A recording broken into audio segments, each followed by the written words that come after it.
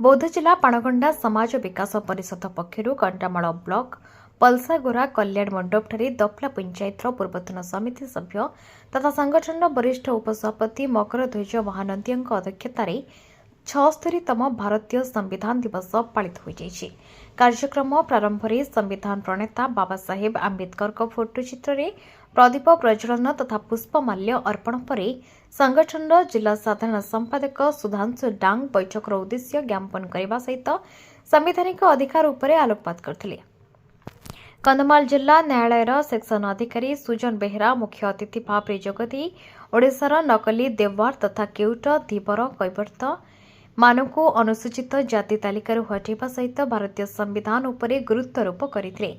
कंधमाल जिलार वरिष्ठ समाजसेवी तथा आंबेडकर स्मृति कमिटीर साधारण संपादक डॉ सोमनाथ बाग मुख्य वक्ता भाव में जोगदी ओडिशार नकली देवार मानक अनुसूचित जाति तालिकार असंवैधानिक तथा अगणतांत्रिक भाव में सामिल सहित अनुप्रवेश करी हड़प करुथिबा संवैधानिक अधिकार उपरे गुरुत्वारोप करथिले।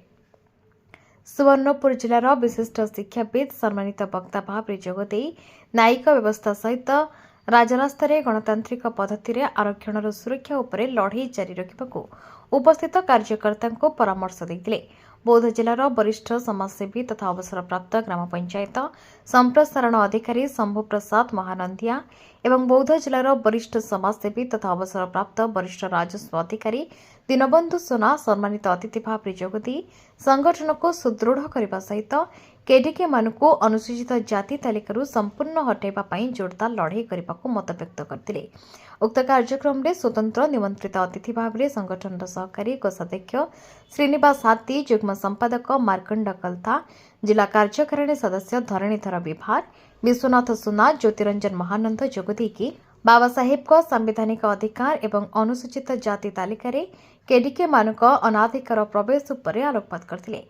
अन्यमानक मध्य संगठन पलसागोरा पंचायत कमिटी सभापति नरेंद्र दीप संपादक पीतांबर विभार बरगा पंचायत कमिटी सभापति परमेश्वर छत्रिया संपादक सुभाष महानंद रुंडी मोहोल पंचायत ब्लॉक संयोजक राजेन्द्र पाक संपादक पुरुषोत्तम नाग कंटामाल ब्लॉक संयोजक रुद्रप्रसाद कुंभार वरिष्ठ समाजसेवी दिलीप महानंदिया ध्रुवचरण महानंद गणपति नाग हरिबोल सुना जगन्नाथ सुना प्रमुख शताधिक समाजसेवी जोगदे आलोचन सक्रिय अंशग्रहण करते।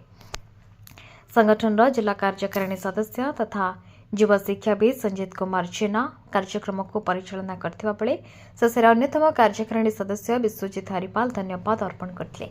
कंटामाल मुंदर कर्मी रिपोर्ट सृष्टि न्यूज। भारतवर्षर प्रथम ज्ञानी तथा समग्र विश्वर तृतीय ज्ञानी बाबा साहेब डॉक्टर भीमराव रामजी आंबेडकर भारतवर्ष स्वाधीन होला परे 1949 मसीहा नवेम्बर 26 तारिख दिन सर्वश्रेष्ठ संविधान भारत सरकार के पाखरे समर्पित करथिले।